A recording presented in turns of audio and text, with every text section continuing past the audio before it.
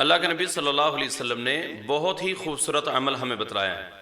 آپ علیہ السلام فرماتے ہیں کہ جو بندہ بھی لا الہ الا اللہ وحدہ لا شریک لہ لہ الملک ولہ الحمد وہو علی کل شیء قدیر، یہ 100 مرتبہ پڑھتا ہے، جو بندہ بھی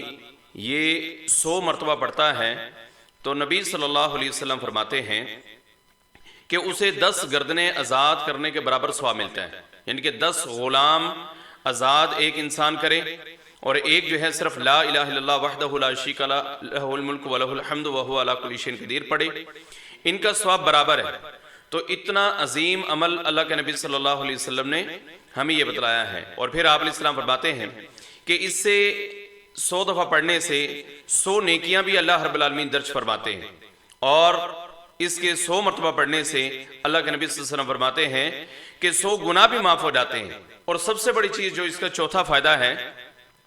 نبی علیہ السلام فرماتے ہیں وَكَانَ حِرْزًا مِّنَ الشَّيْطَانِ، نبی علیہ السلام نے فرمایا